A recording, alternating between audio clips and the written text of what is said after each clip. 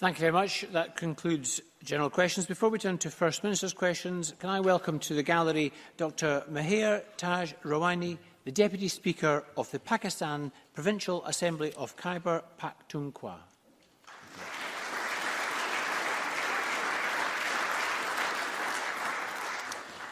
We turn now to First Minister's questions. Question number 1 from Ruth Davidson. Thank you, Presiding Officer. Last week, I asked the First Minister about the Justice Secretary's involvement in the decision to prevent the Chief Constable from returning to work. She said 9 times that all Michael Matheson did was ask questions of the Scottish Police Authority's decision. But in evidence to this morning's Audit Committee, the former chair of the SPA revealed that Mr Matheson's involvement went far beyond that. He said that in their private meeting, the Justice Secretary told him that the SPA had made a bad decision. Which version of events is true? First Minister.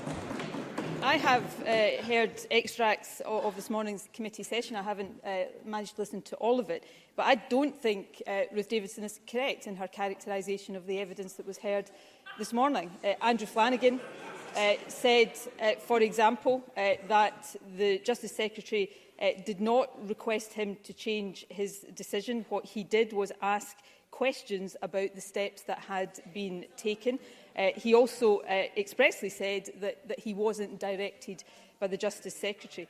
As I said last week, there is a clear distinction here between the operational independence of the SPA and, of course, the police in matters that no Justice Secretary should intervene in, on the one hand, and on the other hand, the proper role of a Justice Secretary in making sure that due process is followed. And Michael Matheson asked legitimate questions about the steps that had been taken leading up to the decision to ask the Chief Constable to return to work. For example, had Perk been asked whether or not his return to work would compromise the ongoing investigation? Secondly, whether the senior command had been notified, and we heard the acting Chief Constable say earlier in the week that that wasn't the case. And thirdly, whether there had been plans put in place for the welfare of officers who had raised concerns. And the reason, as I heard it this morning, Andrew Flanagan felt he had no option but to change his decision was that he couldn't answer those questions about process. So it is entirely legitimate. And I think the public would have expected the Cabinet Secretary to do what he did. And I come back finally, Presiding Officer, to the point that Ruth Davidson couldn't address last week. If the position of Ruth Davidson is that the Justice Secretary should not have asked these legitimate questions, is she saying that she thinks the Chief Constable should have returned to work without any of these issues being properly explained? Because I'm prepared to bet, Presiding Officer, if that had happened, Ruth Davidson would have been standing up in this chamber saying how outrageous that was. And in those circumstances, she might actually have been right. Ruth Davidson. The evidence that emerged this morning might be inconvenient for the First Minister, but she cannot pretend that it does not contradict her earlier answers, because the former SPA chair was asked this morning whether he felt the Cabinet Secretary had made a value judgment on the decision, and he said yes. Then, just hours after their one-to-one, Michael Matheson hauled the SPA chair back in for another meeting, this time with civil servants, where he then raised issues of process which would prevent the Chief Constable's return. The SPA chair called it a one-sided meeting, and he said that he felt he had no choice but to reverse the decision of his independent board. I changed my mind based on the Cabinet Secretary being unhappy. So the independent chair of an independent body has 2 meetings with the Justice Secretary, where in the first he's told he's made a bad decision, and after the second he's left in no doubt that he has to reverse it. How can that possibly tally with what SNP ministers have claimed in recent weeks? First Minister. Well, the key aspects of evidence are clearly inconvenient for Ruth Davidson because, as I said earlier on, Andrew Flanagan clearly said that he hadn't been requested by the Justice Secretary to change his decision, and he wasn't directed to do so. Questions were asked, and as I said last week, and I repeat again today, I absolutely am of the view that the Justice Secretary was right to ask those questions. Now, again, I would invite Ruth Davidson to perhaps address this point. If she doesn't take the view that the decision to invite the Chief Constable to return to work without asking PERC if it would compromise an ongoing investigation, without telling the Acting Chief Constable and the rest of the senior command, and without putting in place any plan for the welfare of officers who'd raised concerns and made complaints. If she doesn't think that was a defective decision, is it her position that that was a good decision and that the Chief Constable the following day should have returned to work? I think it was right to ask those questions, and again I put it to the Chamber and I put it to the Scottish people that if those questions hadn't been asked, if the Justice Secretary hadn't asked any of those questions and the next morning the Chief Constable had turned up to report for work at Tullyallen, Ruth Davidson and other opposition leaders would have come to this Chamber demanding statements and no doubt demanding the Justice Secretary consider his position. There is rank hypocrisy at play here, and I think everybody can see it. Ruth Davidson.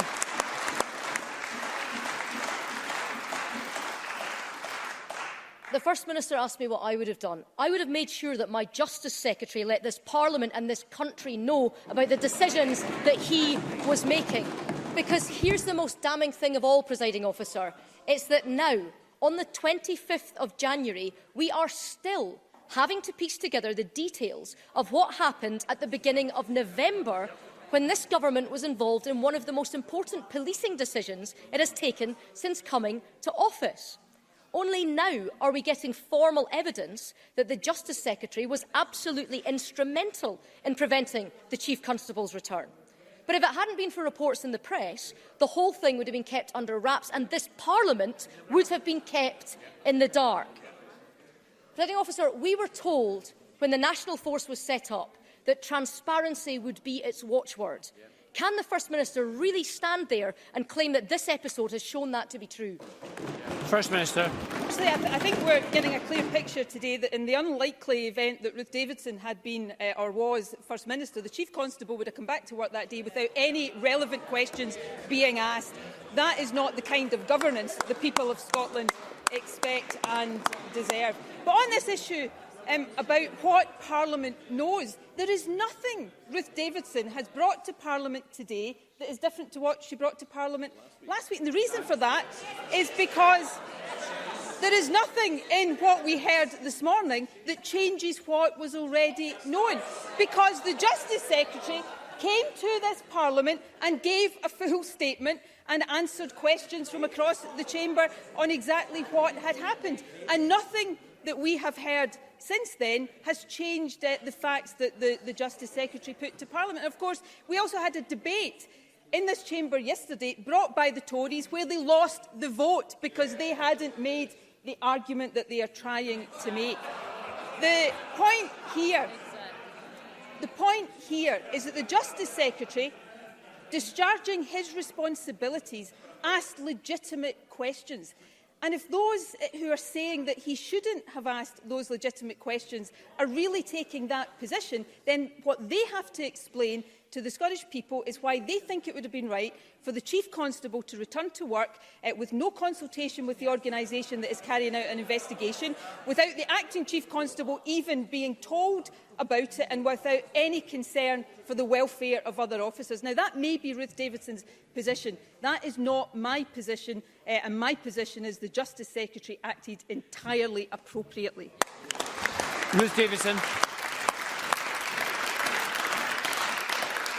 Let's cut through all of this. Last week, the First Minister stood there and told this chamber 9 times that her Justice Secretary did nothing but ask a few questions. But we now know that is not true. We know that he made it clear that the SPA's decision was wrong. She says that Mr Matheson didn't instruct the process, but we now know that the SPA's former chair left his second meeting with the Justice Secretary feeling that he had no choice but to overturn the authority's decision. Last week, the First Minister stood here and told me that Michael Matheson did not intervene. But doesn't the evidence of this morning show that is a different story there? Doesn't it make clear that bluntly the Justice Secretary leaned on the SPA? First Minister. Greatest respect, it shows no such thing. Andrew Flanagan the former chair of the SPA actually said at the committee this morning that he hadn't been requested by the Justice Secretary to change his decision. He had no option, in his view, but to change his decision because he couldn't answer the most basic questions about the process that had been followed. But again, we come back to the nub of this issue. And, you know, Ruth Davidson has changed ground with every single question that she's asked today. But the nub of this issue is this one. If Ruth Davidson is saying that the Justice Secretary should not have asked these questions, should not have acted in the way that he did, then by definition she must be saying that the Chief Constable should simply have been allowed to return to work, no matter the fact that none of these basic steps had been followed. So Ruth Davidson keeps saying that 9 times last week that I said I thought the Justice Secretary had behaved entirely appropriately. I've said it several times again today, so let me say it one more time. The Justice Secretary acted entirely appropriately. He acted in the interests of the people of Scotland, and faced with the same circumstances again, he would do the same and ask the same legitimate questions all over again.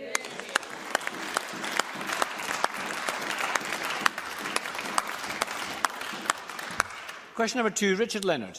Thank you, Presiding Officer. Last week I raised with the First Minister the Save Our Beeld campaign. These are elderly people facing eviction from their homes. The First Minister said that her Health Secretary would meet with the campaigners as a matter of urgency. But today's Courier newspaper reports that campaigners are still waiting. So can the First Minister update the Chamber on what progress has been made? First Minister. Yes, I can actually. Shona Robertson's private office have, over the course of the last week, made a number of offers of meeting times that the group were, for no doubt understandable reasons, unable to accept. Last night, the Health Secretary spoke directly to one of the campaigners seeking to organise a meeting. She wanted to ensure that she had their views before she met with Beeld, as she did earlier this morning. But during that meeting, the Health Secretary arranged to meet with representatives of the campaign, and that meeting will take place on the 6th of February. Richard Leonard. Can I thank the First Minister for that answer, and I hope that we can see an early and satisfactory resolution to this. Because when a government makes a promise to the people, it's important that that promise is kept. Not least... Order. Can we hear the question, please? Not least when it comes to the well-being of people's families. So on the 1st of May 2016, the First Minister told Gordon Clark on national television there were no proposals to close the children's ward at the Royal Alexandra Hospital in Paisley. And now, less than 2 years later, her government is closing this children's ward down. Mr Clark is here today in the gallery. So will the First Minister take this opportunity to apologise to Mr Clark for misleading him? First Minister. It's interesting that Richard Leonard today says that back in May 2016, I gave a commitment about the Royal Alexandra Hospital and the children's ward there. It's interesting because this is what Labour said about that after that debate. They said that during that debate I had been asked to give a guarantee to protect those services, and I refused to give the guarantee. So they appear to have... that was Neil Bibby for the avoidance of doubt. But on the substance of the issue, because actually this is a far more important issue than simply political interchanges and exchanges. The Health Secretary updated Parliament earlier this week on the decision around Ward 15 at the Royal Alexandra Hospital. She said, and I think she was right to say it, that it is possibly the most difficult decision she has had to make as Health Secretary, and that is entirely understandable. Every decision that affects the interests of children, and particularly the health of children, should be a difficult one for ministers to make. She arrived at the decision she did, having taken into account a range of views, including the very important views of parents, but arrived at that decision based on clinical evidence. And I think it is Worth noting what the lead paediatric clinicians, the chief nurse for paediatrics at the Royal Alexandra and the Royal Hospital for Children said earlier this week. They think the change will help implement the standards that the Royal College of Paediatricians and Child Health set to ensure the high-quality health care is delivered to children, and that the implementation of those standards will contribute to better outcomes for children and young people. That's the clinical advice that drove the decision. Of course, the Health Secretary attached conditions to that decision. Firstly, that the board must maintain and develop community-based paediatric services and maximise local provision. And secondly, that they must work directly with families from the Paisley area on specific individual treatment plans. And these plans must be in place before any service changes are made. So as this matter moves forward, the interests and the health of children will be absolutely paramount at every stage. Richard Leonard. Yeah, well, I hope that the First Minister listens to expert opinion when it comes to things like mesh implants as well. The First Minister needs to understand. The First Minister needs to understand the depth of anger about this. This is not just about party politics, it's about her integrity. People feel betrayed. People feel betrayed with good reason. Campaigners who were accused of lying. SNP politicians who were more interested in saving the local McDonald's than saving the local children's ward. And when a decision was finally made, it was sneaked out on a Friday afternoon. This government tried to bury bad news in the middle of a snowstorm. So, First Minister, why should the people dependent on the Vale of Leven, the parents dependent on the children's ward at St John's, why should they trust you now, and why should the people of Paisley ever trust you again? First Minister. Firstly, on the manner of the announcement, the Health Secretary stood up in this chamber earlier this week, set out the reasons for her decision and answered a range of questions from across the chamber. That's exactly right and proper. And on the issue of substance here, as we have always done, as we did when first in government, we saved Monklands and Ayr Accident and Emergency Services from the closure planned by Labour. We will always take these decisions, and these are never easy decisions for any Health Secretary, on the basis of best clinical evidence. Let me quote Philip Davis, a consultant paediatrician, who, when he was interviewed after the Health Secretary announced the decision, and what he said is this: if children are seriously unwell, then having the backup facilities of things like the Paediatric Intensive Care Unit, theatres, specialist medical and surgical specialties at the Royal Hospital for Children, things that are not available in Ward 15, that means we can start definitive care for sick children at a much earlier stage. That is the clinical evidence that underpinned and drove the decision. The charity Action for Sick Children Scotland, they said the compelling argument is that clinical standards are there to support the best quality health care, and we feel that this would best be achieved by moving Ward 15 to the Royal Hospital for Children. So that's the evidence that drove the Health Secretary's decision. But the concern about local access is an important one, and absolutely the concerns about parents require to continue to be addressed. That's why the conditions that the Health Secretary attached to the decision are so important. Firstly, about development of community-based services, and secondly, the board requiring to work with individual families on individual treatment plans. These conditions are important, and the Health Secretary will ensure that those conditions are both met before any service change proposal goes ahead. Thank you. We have a couple of constituency questions. The first from Jenny Gilruth. On Monday this week, Murray & Murray Limited, a kitchens manufacturer in Glenrothes, went into liquidation with the loss of 40 jobs. The company has also left several customers in the lurch as they demanded upfront payment. Can the First Minister advise me what support the Scottish Government can give to my constituents affected by these job losses and by Murray & Murray's unfinished work? First Minister. Well, can I thank Jenny Gilruth for raising this issue? Obviously, at a time like this, our thoughts are very much with those who work for a company in these situations, in this case Murray. We will look to work with the company to minimise any threat to employment, and of course if there are redundancies in prospect, pace our organisation that deals with these things will work with affected employees to make sure that we help them into alternative employment. But this is a difficult time for all concerned, and the Scottish Government will do everything it possibly can to assist. Tom Mason. Thank you, Presiding Officer. The latest quarterly figures show that 536 referrals to a pain clinic in the Grampian Health Board, only 51 were seen for the first appointment within the 18-week target. And clinicians in NHS Grampian have confirmed the waiting time for the new routine appointment is now 40 weeks. So can I ask the First Minister, when should patients expect to see reductions in their waiting times? First Minister. Well, the Scottish Government will, as we already do, continue to work with health boards to make sure that patients who need care achieve that care timely. And I know in terms of pain clinics how important it is for patients to access those services and to access them speedily. I will ask the Health Secretary to look into the specific issue that the member has raised and get back to him in writing. I absolutely readily acknowledge that these are important issues that are raised. Question number 3, Willie Rennie.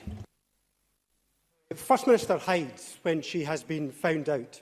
She usually hides behind the NHS in England or the NHS in Wales. But today, it's a new low. She's hiding behind Scotland's doctors. Doctors may have advised her to close the children's ward at Paisley, but they did not force her to lie in that election TV debate. Is she not ashamed? Is she not ashamed of blaming the doctors for her broken promise? Order, please. Order, please. Order, please. Mr. Rennie, just be careful with the use of your language, please. Mr. Rennie, you can finish the question. I'm not sure anybody heard the end of your question. There was so much noise. If you just finish the end of your question. I'll ask the end of my question again, Presiding Officer. Is she not ashamed? Is the First Minister not ashamed of blaming the doctors for her broken promise? First Minister. But I think all we've learned from that question is that Willie Rennie is a pathetic attention seeker, and given the state of his party, it's perhaps not surprising. Let me return to the substance of the issue. The proposal on the children's ward at the Royal Alexandra Hospital came to the Scottish Government almost a full year after the debate that Willie Rennie is talking about. But secondly, Willie Rennie accuses me of hiding. I'm standing in the chamber of the Scottish Parliament asking questions on this and a whole range of other issues. But I happen to think, and maybe this is just a difference between Willie Rennie and I happen to think, and I was Health Secretary for 5 years, that when decisions are being taken about really important matters of health service provision, it is important to listen to the experts on the front line, to listen to the doctors and the nurses, who actually, with the greatest of respect to Willie Rennie, know probably more than he does about how best to care for some of the sickest children in our society. So, yes, we listened to the doctors. And, Presiding Officer, I'm sorry if it upsets Willie Rennie, but I am not prepared to apologise for listening to doctors who know best about how to treat sick children in this country. Before Mr. Rennie, before order, please.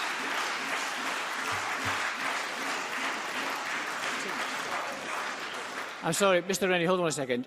I'm sorry, but indulging that level of clapping does not impress anybody. Could you please keep that to a minimum?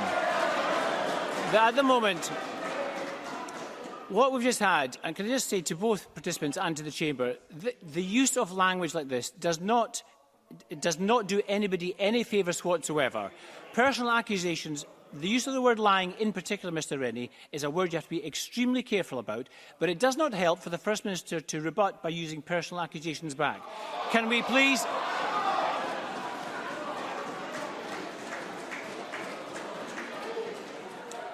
I shouldn't have to remind anybody in this chamber that you should treat treat each other with respect. You are here to talk about the issues, not to indulge in personal accusations across this chamber.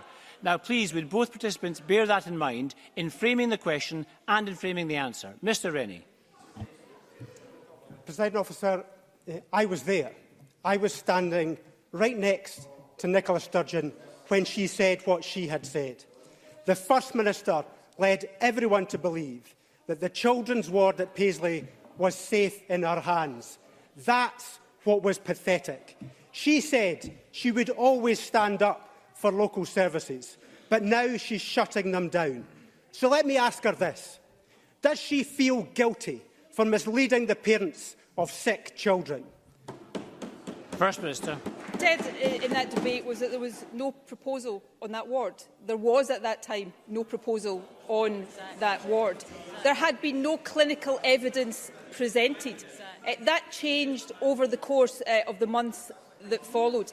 And I come back to this, it's actually quite a similar exchange to the one with Ruth Davidson in some ways, because I suppose the opposition, so intent as they are, and it's their job in attacking the government, they actually fail to follow through on the logic of what they're saying. So Ruth Davidson, so keen to attack Michael Matheson, that she forgets the logic of her question is that she would have allowed something indefensible to happen.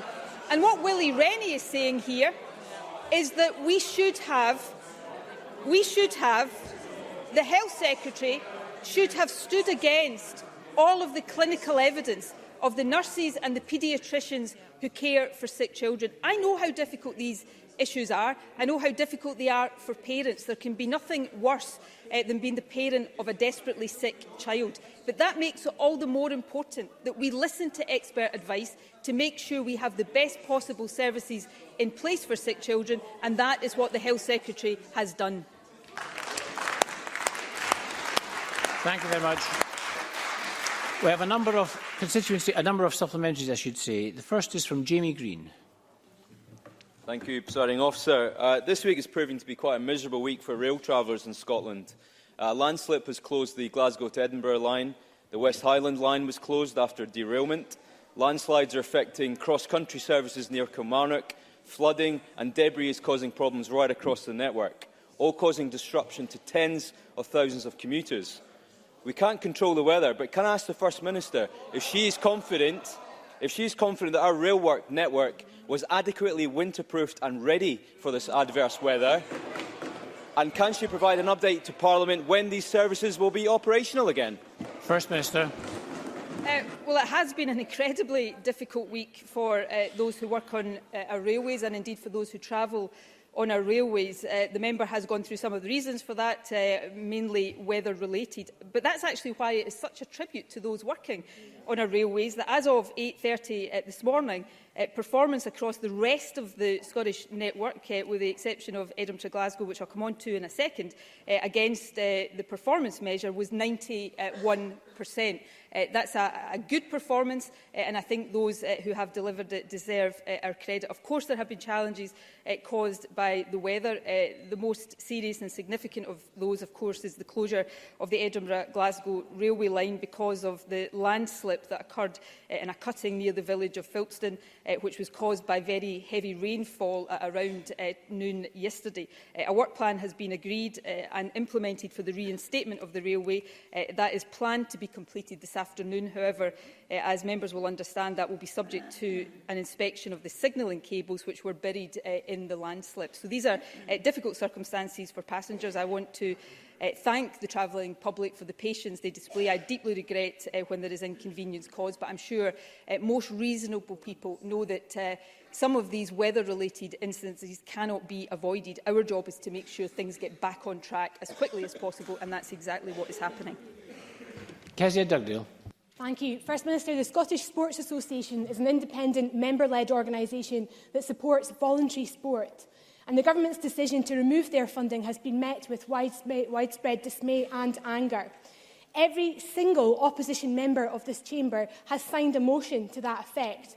So given there's no majority in this chamber for this decision, will the First Minister urgently revisit this cut and live by her personal promise to champion Scottish sport? First Minister. Well, the Scottish Government has a good relationship with the SSA. We strongly appreciate the support it provides. The Sports Minister this week met with the SSA and indeed representatives of the cross-party group on sport to discuss how we develop a sustainable financial future for the SSA. Eileen Campbell has been clear that we continue to consider ways in which the SSA can have a sustainable future that supports collaborative working to create the Active Scotland that all of us want to see. So we will continue to take these deliberations forward, and I hope we can get to a good position that is good for the SSA as well as sport in general. I would remind the Chamber, of course, that we invest heavily in sport generally, with the Draft Budget Committee to increasing the funding for Sport Scotland by £2 million. We've also pledged to underwrite any potential shortfall in national lottery funding for Sport Scotland up to £3.4 million to provide certainty for the sports sector in the absence of action from the UK Government. So we will continue to take decisions that are in the interest of developing sport across our country. Miles Briggs. Presiding Officer, First Minister, GPs across Scotland, especially in rural Scotland, are concerned at the impact the new GP contract will have on their practices. Under the proposed contract, one rural GP in Argyll and Bute is set to lose 87% of their funding. I think all of us would agree that's an unacceptable situation. Many GPs feel that the Scottish Government is set now to set rural GPs against urban GPs. Can I therefore make a positive suggestion to the First Minister and the Health Secretary to pause the contract until this Parliament's Health and Sport Committee has had the opportunity to properly scrutinise the new GP contract, so that we can make sure that it does not destabilise what is already a crisis for general practice across Scotland? First Minister. Well, of course, last week the overwhelming majority of GPs voted to accept the new GP contract, and I warmly welcome that. I think that is good for the profession. I also think it will be good for patients. On the issues around rural GPs, of course we must listen to these. That's why a short life working group has being established to look specifically at those issues. Of course, members don't have to simply listen to the Scottish Government on this. It's the position of the BMA that those concerns being expressed by rural GPs are unfounded, and that no GP will lose funding as a result of the new contract. That is the reality of the situation, but I accept we have to convince rural GPs that that is the case, and we will continue to work collaboratively with them to seek to do exactly that. Question number 4, Kenneth Gibson. Thank you, Presiding Officer. To ask the First Minister what steps the Scottish Government is taking to increase the uptake of screening for early diagnosis of cervical cancer. First Minister. Cervical screening saves around 5,000 lives a year. It prevents up to 8 out of 10 cervical cancers. We've invested in a national campaign to promote screening generally. £5 million of funding from our cancer strategy has been invested in our screening programmes, including cervical screening, to encourage those who are eligible to take up their invite. We are also supporting the work of charities like Joe's Cervical Cancer Trust to increase awareness of screening and address some of the barriers. To enable the charity to extend their reach, we're funding their new outreach service, which targets women less likely to attend. Thanks to cervical screening and, of course, the HPV vaccination programme, cervical cancer is now preventable, and that is a good thing. Kenneth Gibson. I thank the First Minister for that answer. Cervical cancer is the most common cancer in women under 35, and yet a recent survey by Joe's Cervical Cancer Trust found that more than 3 out of 5, some 61%, were unaware that they are in the most at-risk age group for the disease. Indeed, a quarter of eligible women aged 25 to 64 do not currently take up their invitation for a smear test, rising to 1/3 among 25 to 29-year-olds. The reason behind this is largely self-consciousness and embarrassment. Are there any measures being taken to reduce the apparent stigma which seems to surround cervical screening, especially among the younger women? And would you agree with the Health Secretary, as she simply put it, that screening does save lives? First Minister. Well, yes, I do absolutely agree with that. We know that there are barriers to women accessing cervical screening. Those barriers include fear, pain, often embarrassment. As a woman, I not only understand those concerns, I absolutely identify with them. That's why it's very important that we continue to talk to each other and support and encourage each other to understand the importance of screening. At government level, to help overcome some of these barriers, as I said a moment ago, we are investing in a high-profile awareness-raising campaign, helping to generate conversations about these issues. We're also supporting the work of local activities in communities to open up dialogue about cervical screening, helping women to fully understand why the test is so important, and make it the norm to attend when appointment letters are issued. We'll continue to raise awareness and work to address stigma, as taking up screening for many women is nothing short of a matter of life or death. Question 5, Edward Mountain.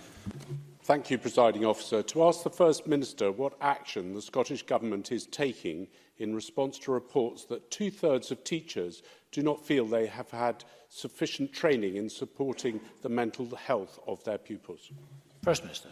We believe that every child and young person should have access to emotional and mental wellbeing support in school, so we want to ensure that all teachers and staff are confident in supporting their needs. Mental health first aid training is currently being delivered to school staff within secondary school communities by Education Scotland in partnership with NHS Health Scotland. In addition, as part of the 10-year mental health strategy, we've begun work to implement an improved mental health training service for everyone who supports young people in schools. Edward Mountain.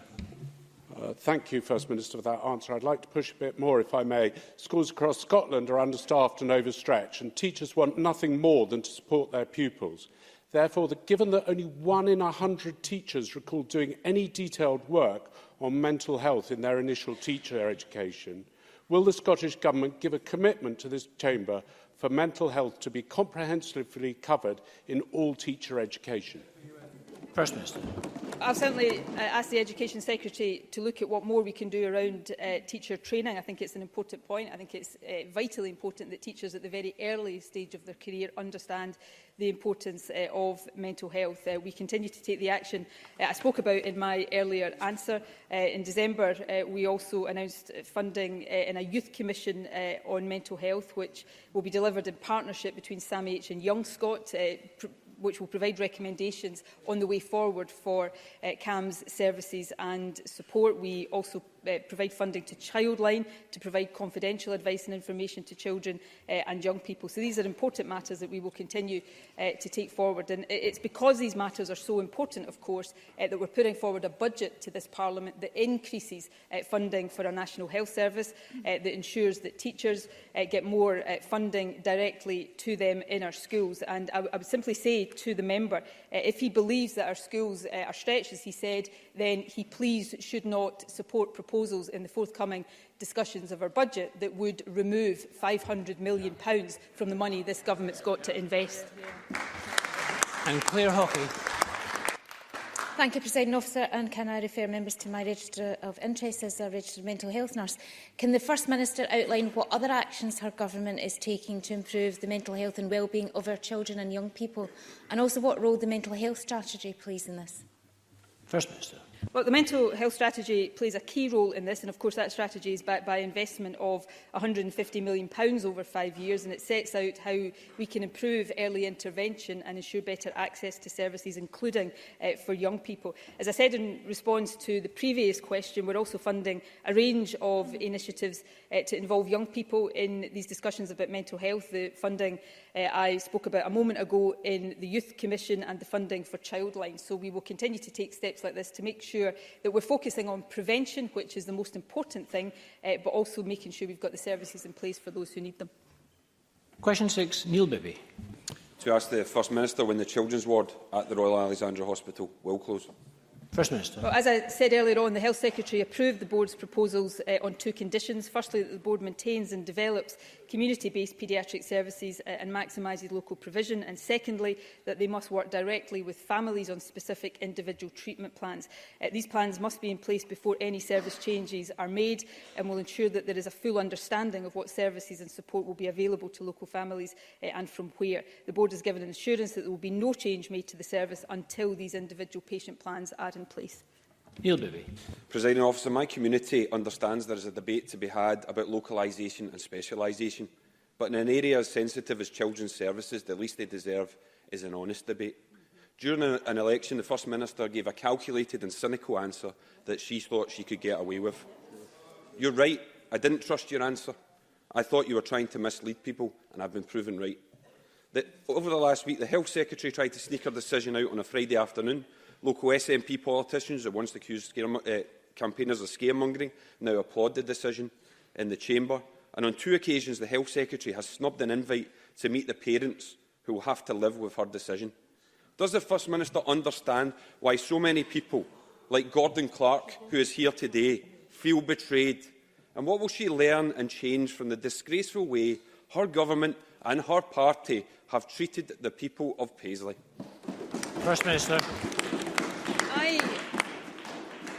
I don't agree with or accept that characterisation, but in actual fact, the substance of this issue is what matters most. The Health Secretary met with parents twice before reaching the decision. I understand the Chair of the Health Board wants to organise a meeting with parents to discuss the individual patient plans that are going to be put in place. The Health Secretary is happy to attend that. So ongoing engagement with parents is vitally important. But, you know, Neil Bibby asked me what lessons are learned all along in these decisions. And as everybody who has been in the position of taking these decisions knows, these are never easy decisions. And Health Secretaries have to look at the evidence in the round. The views of parents are hugely important, but ultimately this is about providing the best services for sick children. I've already quoted a number of clinicians. I'm sorry, I don't think views like that from experts, from specialist clinicians should be ignored, and that's the basis of the decision. But what is also important are the community services that are provided, and that's where I think parents are absolutely right to continue to ask questions. That's why the conditions attached to this decision are so important, and why the Health Secretary will make sure both of those conditions are met in full before any service change proceeds. Question number 7, Bill Kidd. Presiding Officer, to ask the First Minister how the Scottish Government is marking Holocaust Memorial Day. First Minister. Well, we must never forget the horrors of the Holocaust and other genocides around the world. They are a stark reminder of the inhumanity and violence that bigotry and intolerance can wreak if left unchallenged. Last night I was honoured to speak at this year's national event to mark International Holocaust Memorial Day, which took place at Glasgow Caledonian University. And I commend Interfaith Scotland and the Holocaust Memorial Trust for their excellent work in organising this event. I know that members across the Chamber will be marking the day in different ways, and we must continue to stand shoulder to shoulder in challenging hatred and promoting a world where everyone lives with fundamental human dignity. Bill Kidd. I thank the First Minister for that answer and recognise the support the Scottish Government gives to the Holocaust Educational Trust. I also thank, if you don't mind, the Presiding Officer for his support of the Holocaust Educational Trust in Parliament this week.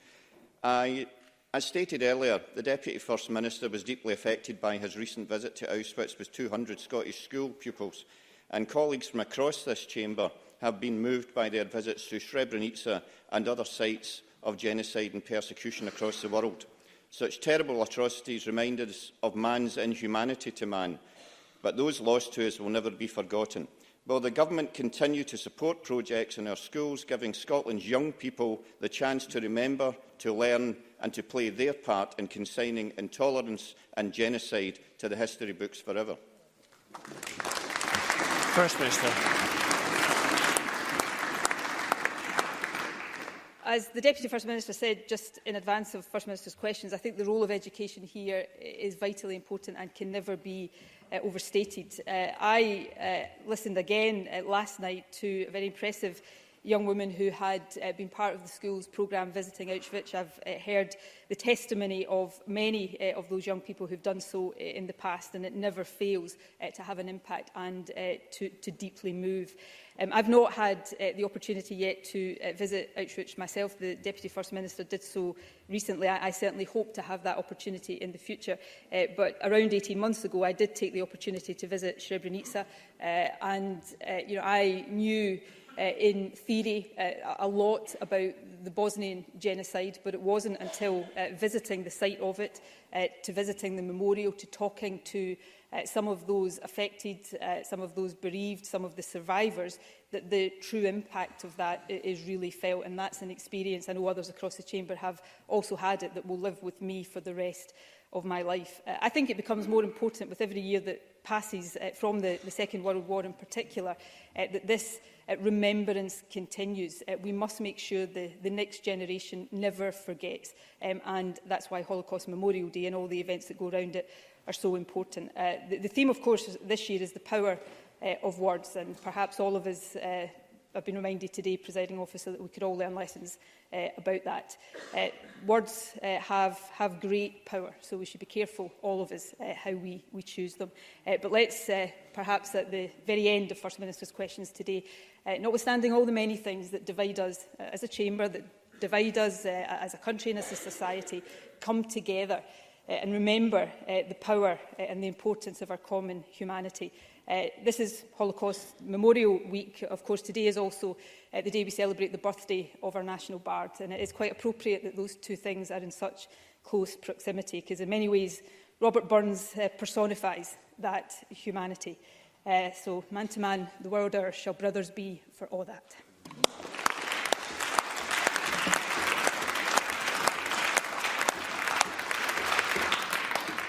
Thank you very much. I would thank all members for their participation. That concludes First Minister's questions. We turn now to members' business in the name of Maurice Golden. We'll just take a few moments for members to change seats.